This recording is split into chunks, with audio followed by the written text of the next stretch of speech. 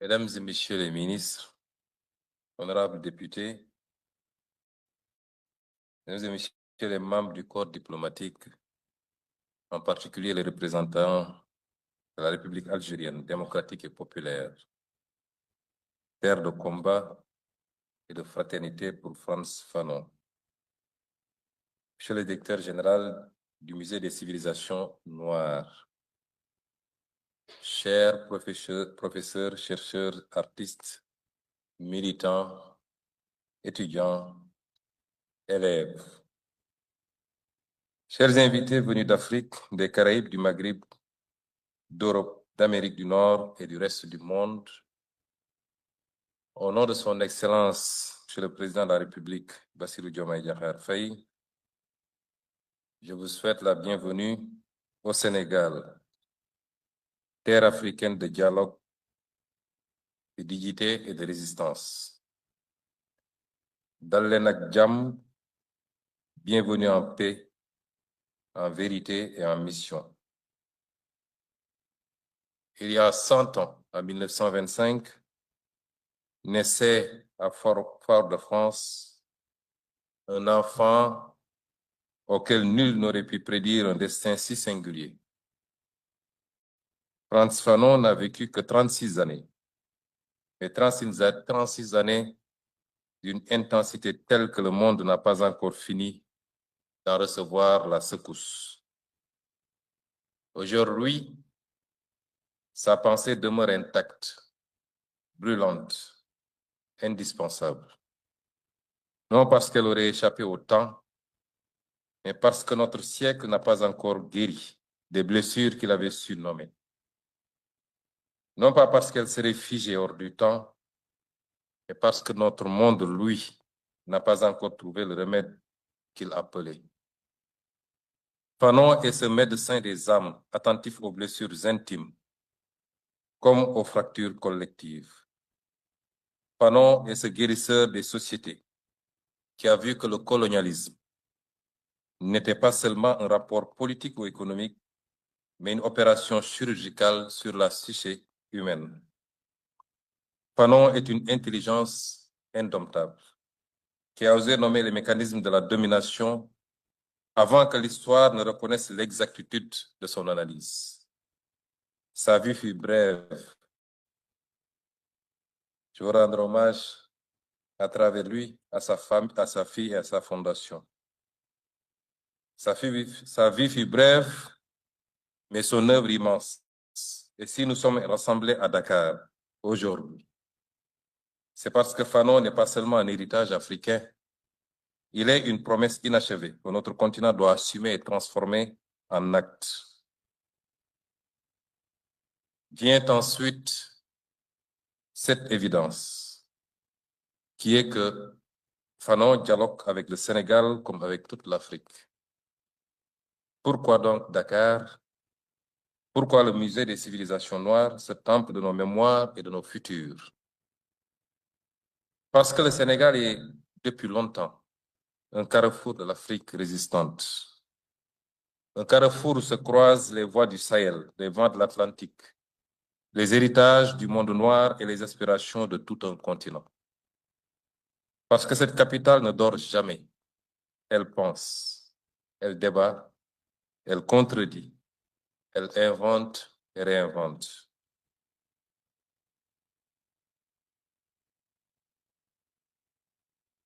Dakar vit au rythme des grandes conversations africaines.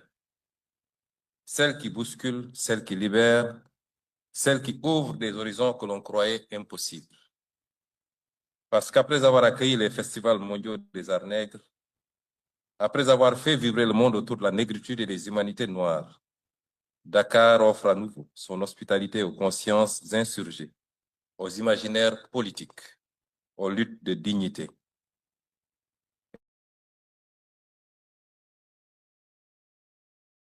Carrefour, une vigie. Un lieu où l'Afrique se regarde dans le miroir de son histoire et ose se rêver autrement.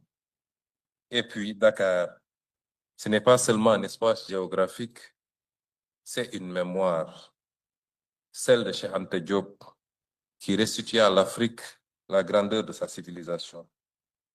celle d'Alioune Diop et de Présence africaine, qui offrirent au monde une scène pour nos voix longtemps étouffées. Celle de Senghor, Césaire, Damas, mais aussi celle de la jeunesse contemporaine qui, dans les rues de cette ville, continue de réclamer justice, dignité et souveraineté.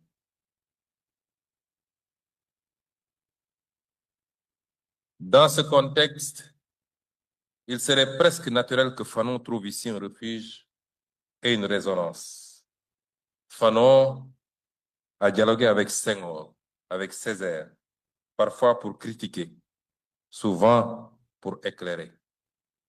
Il a interrogé la négritude non pas pour la renier, mais pour la pousser, la négritude, vers son point d'incandescence qu'est l'action.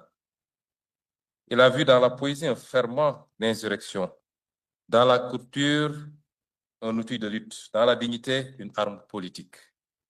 Fanon fut martiniquais par naissance, français par contingence administrative, africain par lucidité, algérien par engagement.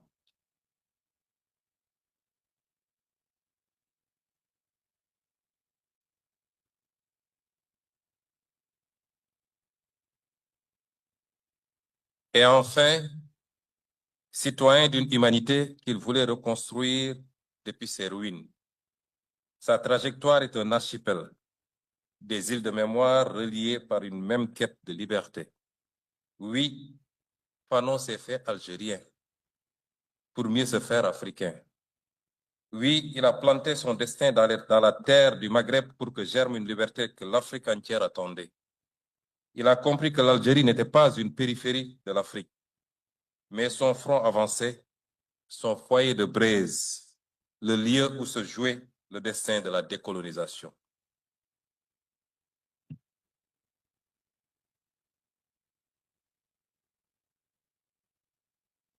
Et si nous sommes ici, au Musée des civilisations noires, c'est parce que cet espace incarne ce que Fanon espérait.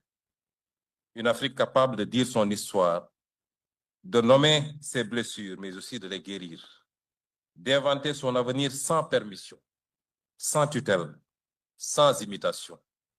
C'est à travers 3 visages essentiels que se déploie l'héritage de Fanon. Et c'est vers eux que nous allons maintenant nous tourner.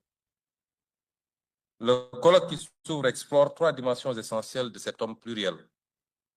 Entrons d'abord dans l'œuvre de Fanon par sa première vocation, celle du psychiatre qui, par le soin, ouvre la voie de la désaliénation. Avant d'être l'auteur incandescent des damnés de la terre, Fanon fut d'abord un médecin debout, un médecin lucide, un médecin indocile. À Blida, Joinville, il n'a pas seulement soigné des corps, il a affronté des abîmes.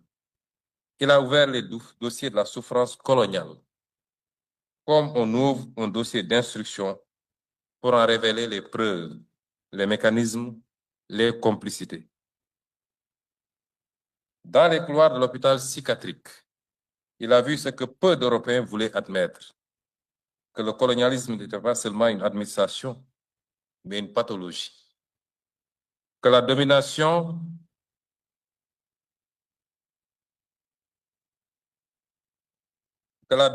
n'était pas seulement un système, mais un traumatisme.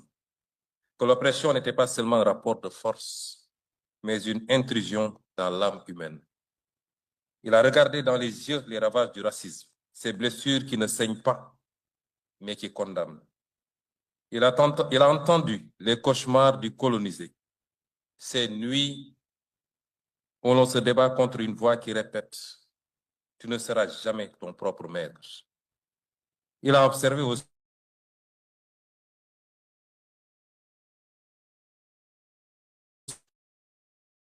par le sentiment de supériorité qu'il se raconte, incapable de vivre hors de la violence qu'il administre.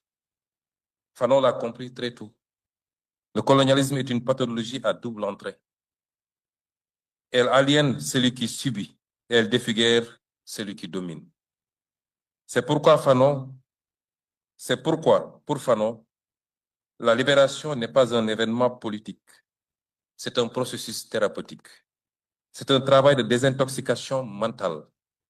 C'est la rééducation d'un peuple blessé pour qu'il cesse enfin de douter de lui-même. Il écrivait avec une lucidité qui glace encore aujourd'hui. Fanon nous a appris qu'une indépendance qui ne libère pas les consciences n'est qu'un décor renouvelé.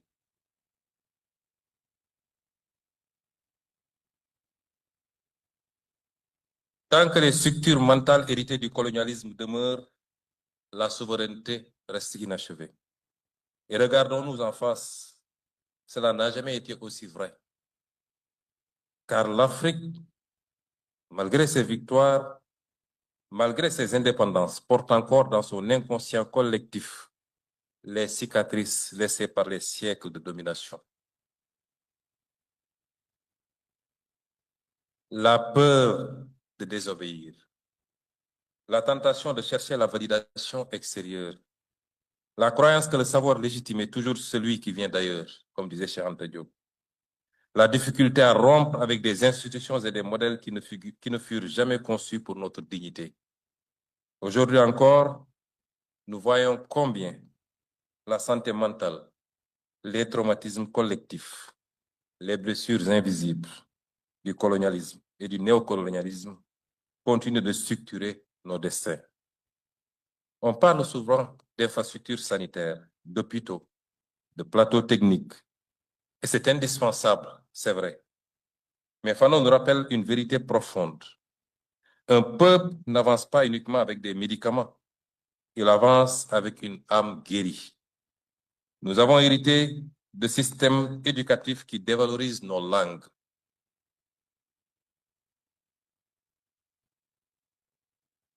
De systèmes politiques qui nous apprenaient à obéir plutôt qu'à créer.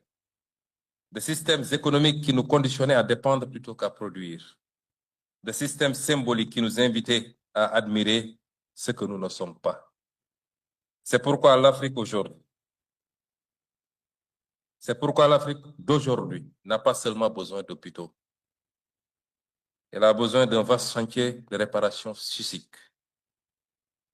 Un chantier qui révalorise nos langues, qui honore nos cultures, qui libère nos imaginaires, qui soigne nos mémoires de leur silence forcé et qui permette à chaque Africain, à chaque Africaine, où qu'il vive dans le monde, de devenir un sujet de sa propre histoire. La désaliénation est une politique publique. La désaliénation est un projet national, continental même. Et la désaliénation est une condition de la souveraineté. Et si nous sommes fidèles à Fanon, alors nous devons comprendre que la plus grande bataille de notre époque n'est pas seulement une bataille économique ou institutionnelle. C'est une bataille pour la restauration de notre société collective. Vient le second. D'ici cadre engagé, passons maintenant à Fanon, le politique. Celui qui pense la lutte, la rupture et la souveraineté comme les fondations de l'émancipation. Il a vu. L'issue est amère, ce que beaucoup refusaient de voir et d'admettre. Que la fin des empires européens n'allait pas automatiquement ouvrir le règne des peuples africains. Que l'aube des indépendances pouvait être confisquée par ceux-là même qui se présentaient comme ses architectes. Il a vu la bourgeoisie nationale, cette élite formée dans les écoles coloniales, nourrie au réflexe du maître, devenir gestionnaire de l'ordre qu'elle prétendait combattre. Il l'a vu signer des accords léonins, reconduire les structures administratives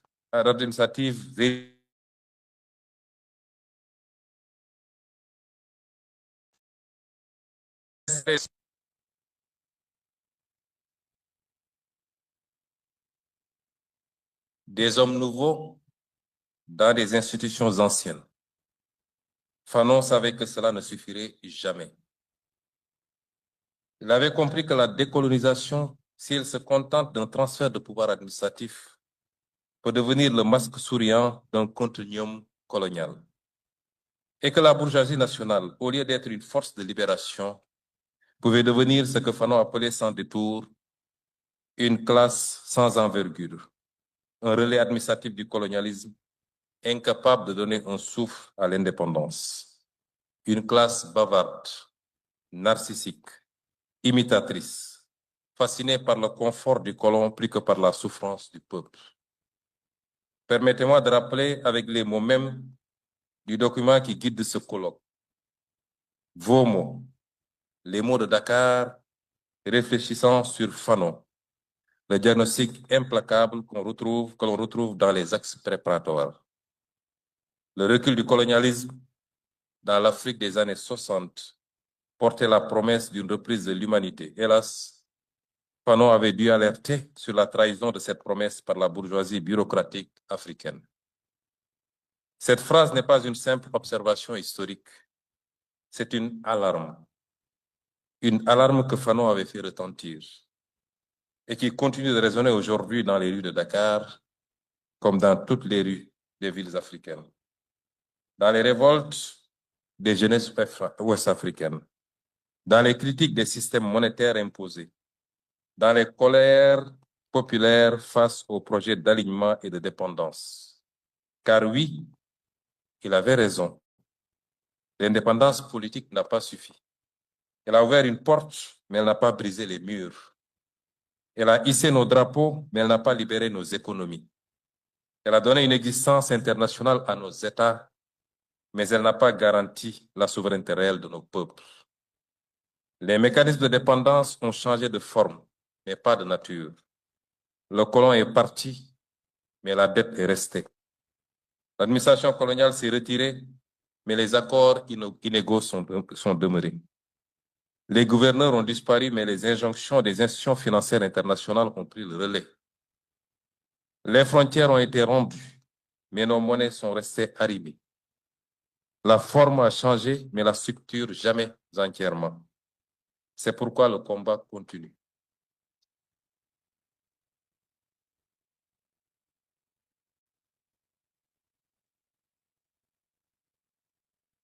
Un combat politique, un combat intellectuel, mais surtout un combat moral.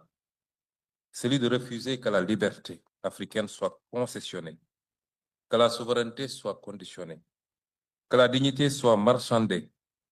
Et si Fanon nous parle encore avec une telle force, c'est parce qu'il nous a prévenus avant l'heure que la vérité, la véritable trahison de l'indépendance ne viendrait pas seulement de l'extérieur, mais aussi de l'intérieur.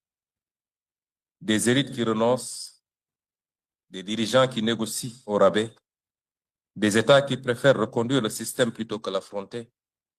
Aujourd'hui, alors que l'Afrique vit une nouvelle onde de révolte souverainiste, alors que des jeunesses entières refusent de reproduire les mêmes illusions, alors que des gouvernements, dont le nôtre, assument leurs responsabilités historiques, remettent en cause les dogmes hérités du passé, le message de Fanon retrouve une clarté foudroyante.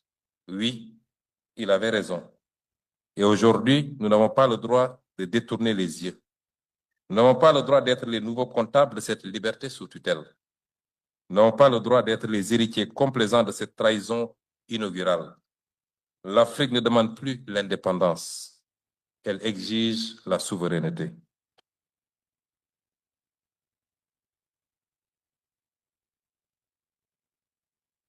Et cette souveraineté,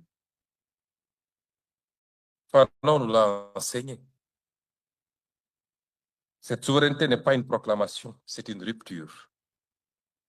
Vient alors le troisième visage de Fanon, celui de l'humaniste, celui de l'homme neuf. Fanon n'a jamais contemplé la violence non comme un idéal, mais comme une conséquence.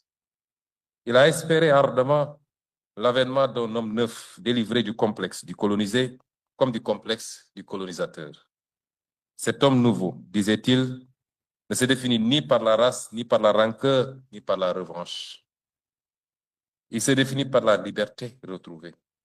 Et surtout par cette phrase qui restera le fil conducteur du colloque, que chaque génération doit, dans une relative opacité, découvrir sa mission, l'accomplir ou la trahir.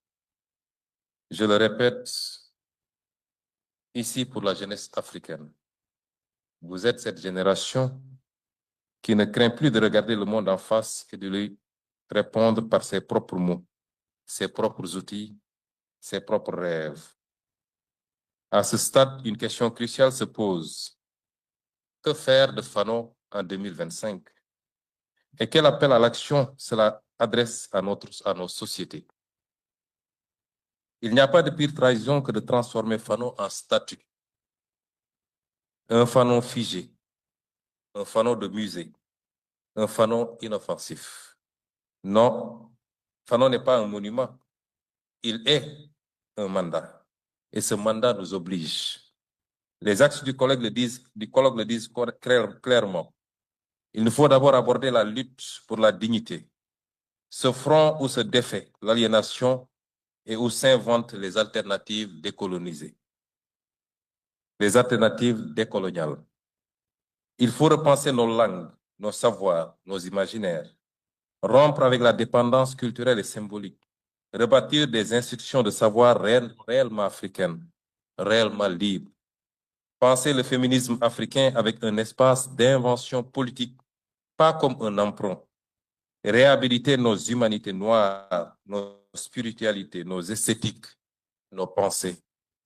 Vient ensuite l'analyse des sujets révolutionnaires et des contre-révolutionnaires qui tentent de freiner l'histoire. Fanon nous met face à une question centrale. Quelle force sociale porte aujourd'hui la transformation? La jeunesse, les travailleurs, les agriculteurs, cœur battant de la révolution, selon lui, les diasporas, les mouvements citoyens et surtout, quelle force cherche à maintenir la dépendance? Sa lecture de la bourgeoisie nationale reste, hélas, d'une actualité brûlante. Il nous faut à présent analyser la position de l'Afrique et de sa diaspora dans ce monde en profonde recomposition. Il nous faut à présent analyser cette position. Le colloque nous invite à penser une Afrique qui n'est plus un objet, mais un acteur stratégique. Une Afrique qui s'inscrit dans une configuration internationale où l'hégémonie occidentale vacille, où les BRICS redessinent les alliances, où les puissances se déplacent et où les institutions internationales sont elles-mêmes interrogées par de nouveaux rapports de force. Mais cette réflexion serait incomplète si nous oublions la diaspora africaine, cette 6e région de l'Union africaine. Et c'est peut-être une coïncidence heureuse que son Excellence le Président Bassirou Diomaye Faye ait décidé de consacrer une journée nationale de la diaspora dont la première édition s'est tenue aujourd'hui même. Une diaspora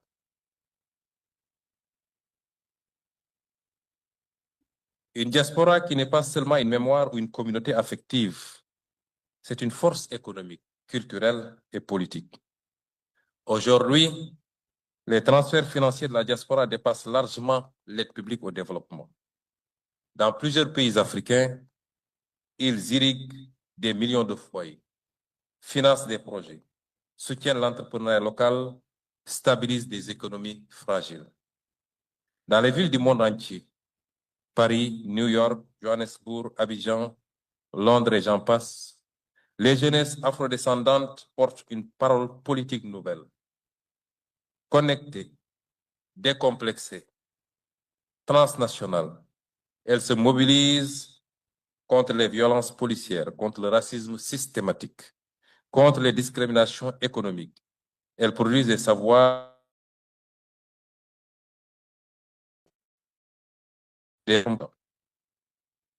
Avant-hier, j'ai eu l'honneur de dîner avec Madame la vice-présidente de la Colombie, première personne afrodescendante à atteindre ce niveau de responsabilité. Et dans nos échanges,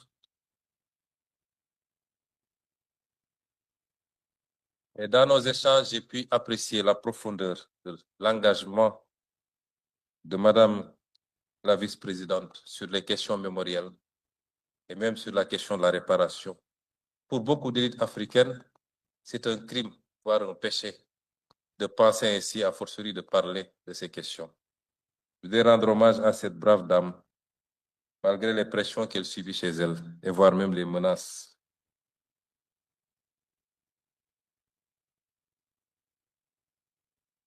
La diaspora, c'est aussi un espace stratégique des ingénieurs, des chercheurs, des artistes, des médecins, des entrepreneurs qui constituent un capital intellectuel majeur.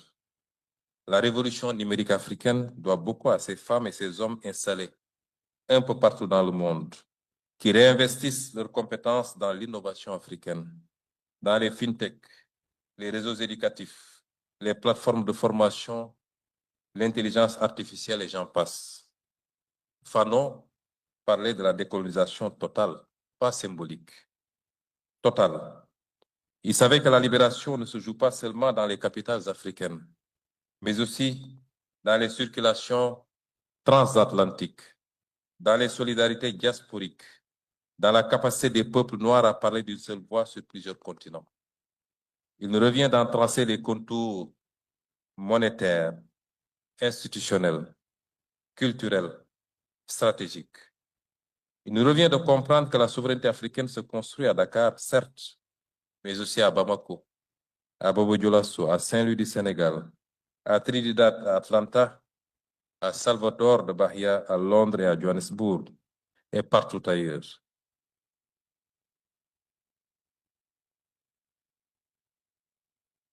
Elle se construit par les États, mais aussi par les diasporas, par les politiques publiques, mais aussi par les imaginaires, par les sciences, la culture, la mémoire et les luttes. Dans un monde en recomposition, la diaspora n'est pas un appendice, elle est une avant-garde. Vient ensuite un front majeur de notre émancipation, celui de l'économie de la dignité. Aucune dignité n'est possible sans souveraineté économique. Et aucune souveraineté économique n'est possible sans souveraineté monétaire. Ce n'est pas une équation théorique. Ce n'est pas une équation théorique. C'est la condition matérielle de l'émancipation que Fanon appelait déjà de ses voeux. Le franc CFA fut un instrument de stabilité, dit-on, mais surtout un instrument de contrôle, un outil conçu pour prolonger sous un vernis de coopération les réflexes de tutelle et de dépendance.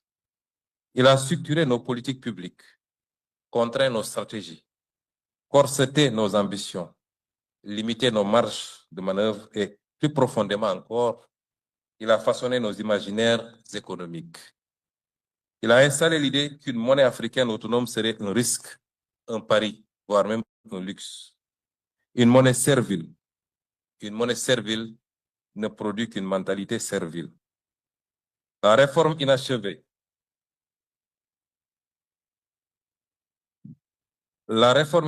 de l'ECO en est une autre. Une réforme annoncée pour tourner la page du CFA, mais qui, dans sa forme actuelle, n'auront véritablement qu'avec le symbole, pas encore avec la structure. Nous devons le dire avec franchise, changer de nom sans changer de logique n'est pas une révolution. C'est un rebranding de la dépendance.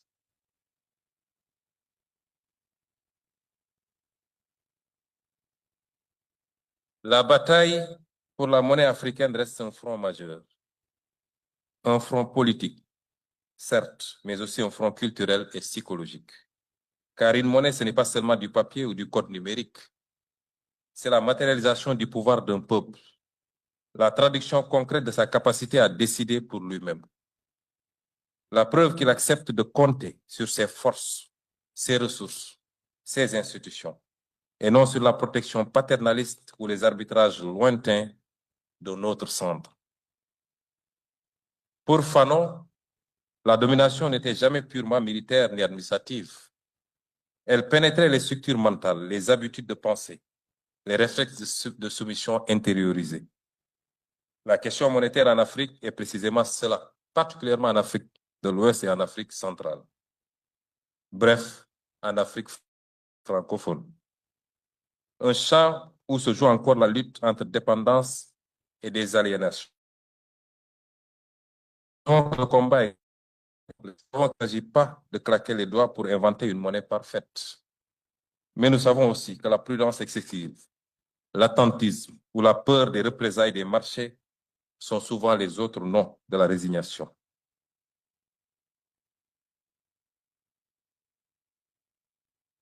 La souveraineté monétaire n'est pas un isolement.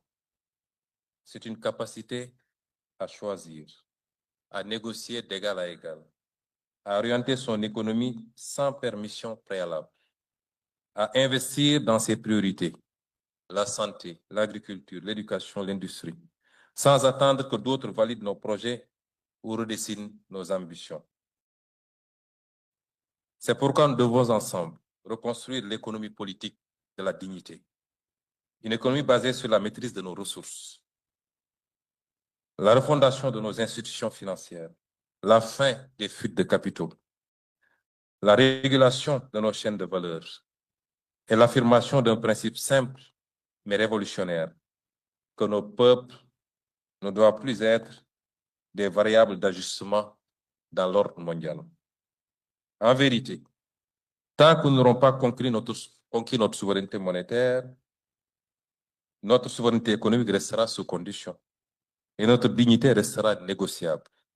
Et cela, Fanon l'aurait refusé avec la plus grande fermeté. Et c'est ici que surgit une exigence fondamentale, notre responsabilité en tant que gouvernement africain dans l'histoire qui s'écrit. En tant que Premier ministre du Sénégal, je veux dire ceci, et devant vous, je veux le dire avec gravité, mais aussi avec une conviction inébranlable. Nous ne commémorons pas Frantz Fanon, nous le continuons. Nous ne sommes pas ici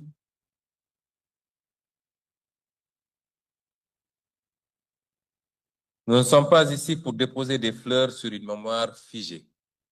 Nous sommes ici pour reprendre le flambeau, pour avancer là où il a dû s'arrêter, pour transformer un héritage en action, pour transformer une pensée en politique publique, pour transformer une indignation en institution.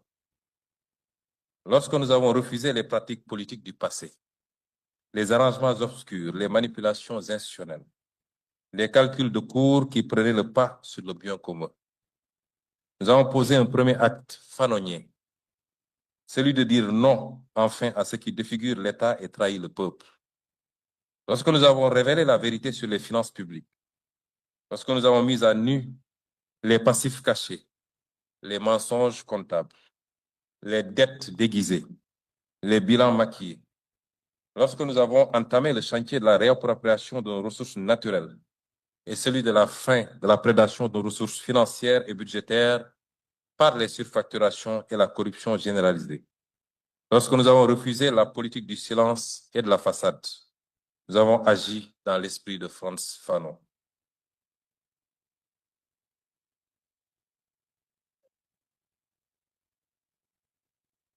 Fanon qui disait que la domination commence toujours par la dissimulation et que la liberté commence toujours par la vérité.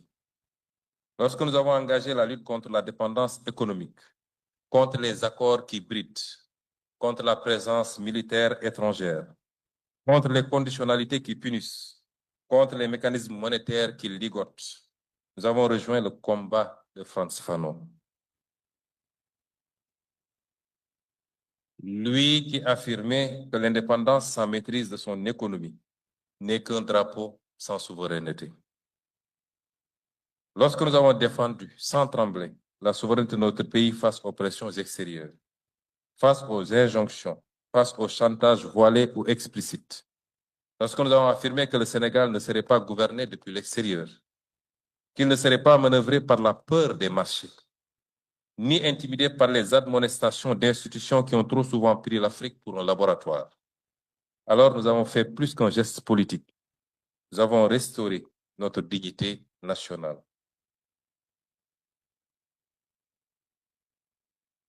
Lorsque nous avons proclamé haut et fort notre droit à choisir nos alliances, nos partenariats, nos stratégies, nos amis et nos horizons.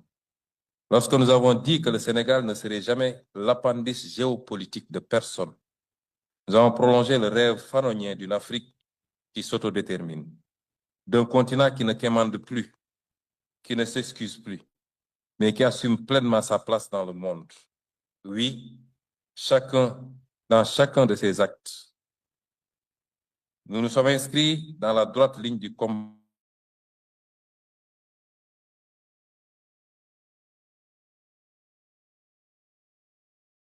de voir ici. Fanon nous a appris à reconnaître ces élites qui se servent de l'État plutôt que de le servir.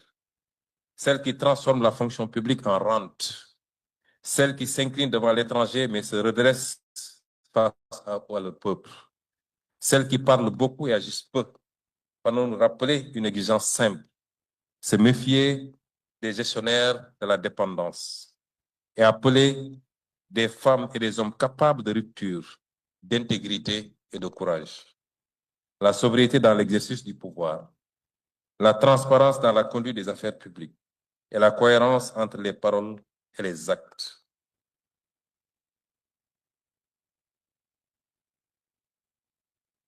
Nous avons choisi ce triptyque simple mais exigeant, le djoub, le djoubel et le djoubbanti, qui signifie droit, droiture et redressement. Droit dans notre rapport au peuple, droiture dans notre rapport à l'État, redressement dans notre rapport à l'histoire. Mais mesdames et messieurs, ce n'est là qu'un commencement. Car la souveraineté n'est jamais un acquis. Elle est un combat quotidien, une conquête lente, un effort sans cesse recommencer. Ce colloque doit nous aider à aller plus loin encore, plus loin dans la construction d'un État décolonisé, plus loin dans l'invention d'une économie souveraine, plus loin dans la reconquête mentale et culturelle, plus loin dans la refondation de nos institutions, plus loin dans la construction d'une Afrique qui cesse enfin d'être le terrain des autres pour devenir le théâtre de sa propre histoire.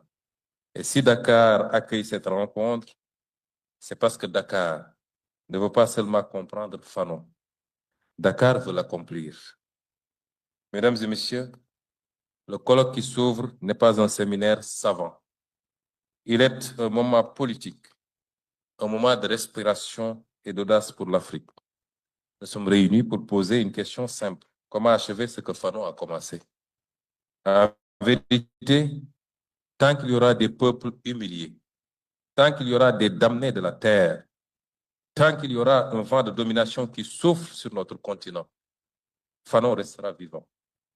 Mais tant qu'il y aura une jeunesse debout, tant qu'il y aura des luttes de dignité, tant qu'il y aura un souffle d'espérance dans les rues de Dakar, de Banjul, de Ouagadougou, de Bamako, de Port-au-Prince, alors son rêve d'une humanité nouvelle, libérée de ses chaînes anciennes, restera possible.